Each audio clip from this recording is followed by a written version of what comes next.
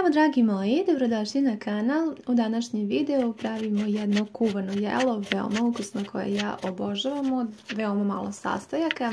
Za početak uzmite jednu srednju glavicu crnog luka pa ga iseckajte što sitnije.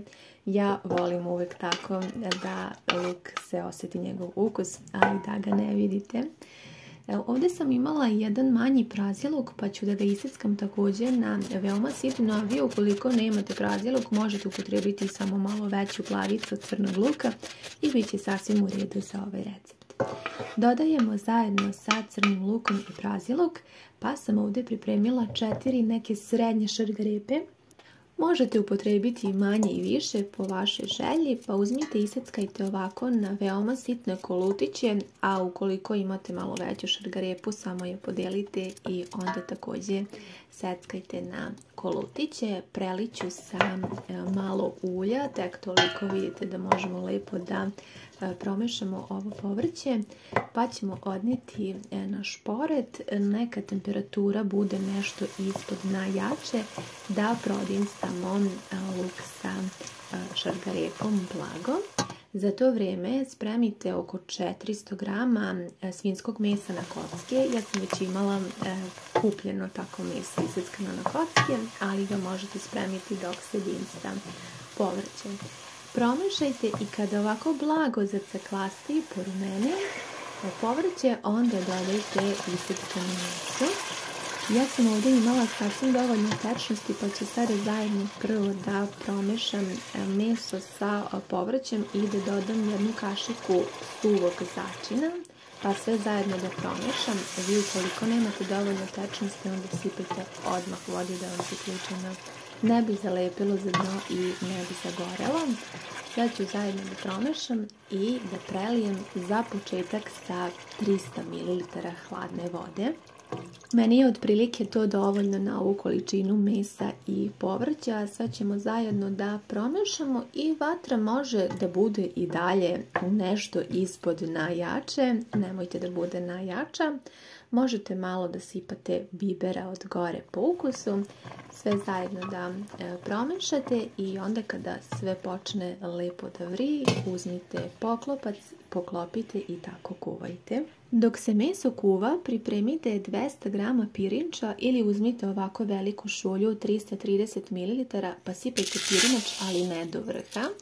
Sipajte u jednu posudu, pirinač dobro operite, a zatim ostavite u toploj vodi. I ovdje sam spremila 200 g graška, možete i manje po ukusu.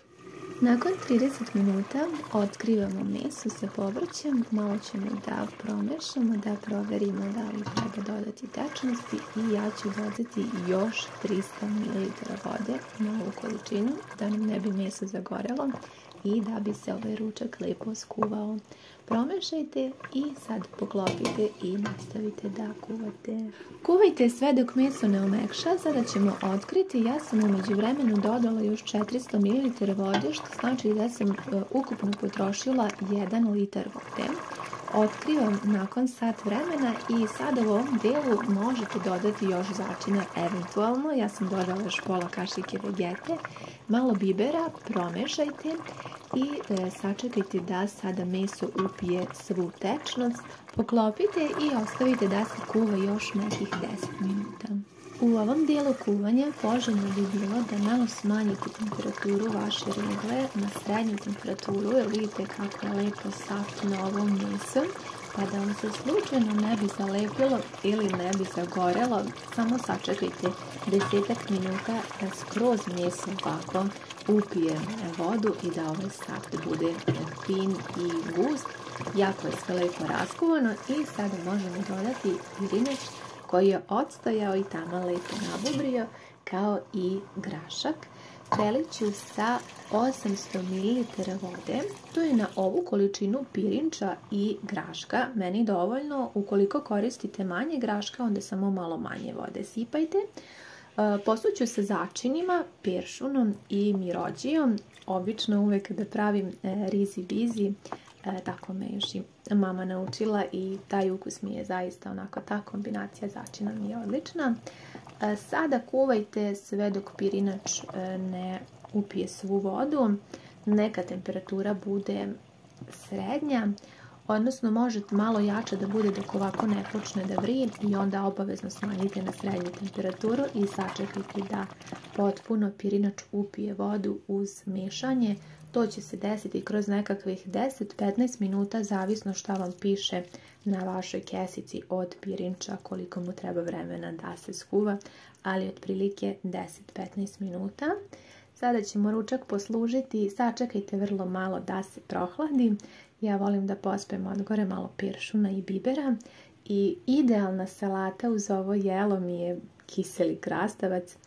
Tačno nekako ova kombinacija ukusa i onda kiseli krastavac, pa to mi je zaista dobitna kombinacija i nadam se da će se i vama dopasti. Ne znam kako vi pravite, ali eto, jedna super ideja. Ovo je moj, pa mogu slobodno da kažem, jedan od omiljenih ručkova iz detinjstva. Nadam se da će se i vama dopasti. Javite mi vaše utiske, isprobajte obavezno ako niste. Hvala vam mnogo što ste pogledali ovaj video i ljubim vas sve puno. Prijetno!